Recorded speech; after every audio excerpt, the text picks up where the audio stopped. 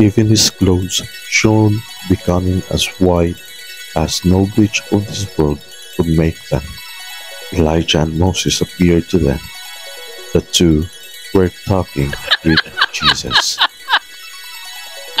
And what's up mga kamisyon? So, nandito na naman ang inyong lingkod na si Brother Macchon.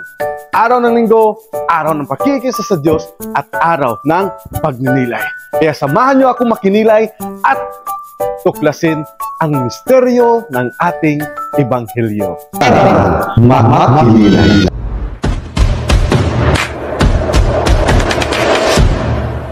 Ayon sa ating source na si San Marcos, napag-alamang ito si Jesus Christ ay nagbago ng anyo.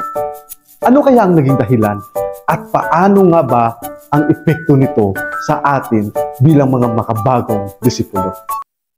Ang pagbagong anyo ni Jesus kasama sina Moses at Elias ay isang mahalagang pangyayari sa kasaysayan ng mga Hudyo. Dahil kaakibat nito ang divine revelation of Jesus na kung saan makikita ang espesyal na ugnayan ng Diyos sa anak. Dahil dito binibigyang halaga ang pagkilala at pagtanggap kay Jesus bilang anak ng Diyos. Pangalawa, ito ay isang katuparan sa mga propesya sa lumang tipan dahil sa pagpapakita rin na Moises at Elias sa pagbabagong anyo ni Jesus. Na kung anong mga nasulat sa lumang tipan ay siyang pinupunan ni Jesus sa bagong tipan.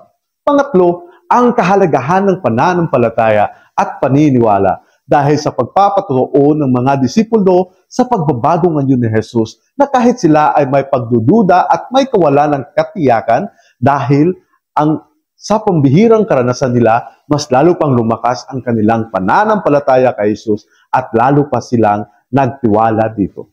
Pang-apat, ang kahalagahan ng panalangin. Dito makikita din natin na ang panalangin ay siyang tanging daan para mapalalim natin ang ating ugnayan sa Diyos. Kaya sa bawat hamon na kahaharapin natin sa buhay, dapat tayong maging handa. Dahil ang pagbabagong anyo ni Jesus ay siyang hudyat at paghahanda ng kanyang mararanasan ng mga pagsubok at pagdurusa. Ang pagbabagong anyo ni Jesus ay nagpapatunay ng buhay at nangangako na ang Diyos ay naroroon at nararamdaman at ito ay naghahanap ng relasyon bilang buhay mismo. Brothers and sisters, ang pagbabagong anyo ni Jesus o ni Jesus Christ ay nakatuon sa atin kung paano natin pakikinggan ang tinig ng Diyos, kung paano natin baguhin ang ating sarili para sa kaharian ng Diyos. Dahil sa pangyayaring ito, binibigyang diin ang kahalagahan ng pagsunod sa mga turo at patnubay ni Jesus sa ating buhay.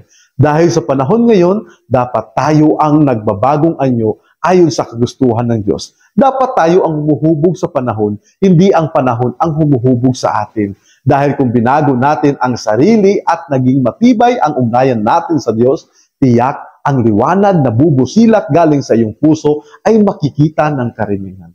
Paigtingin lang natin ang ating paniniwala at pagtitiwala sa Diyos. Palalimin at pagtibayin ang relasyon natin sa Kanya at magbigay ng importansya sa pagdarasal.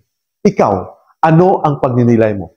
Comment, like, share, and follow for more. God bless. Amping. Bye-bye.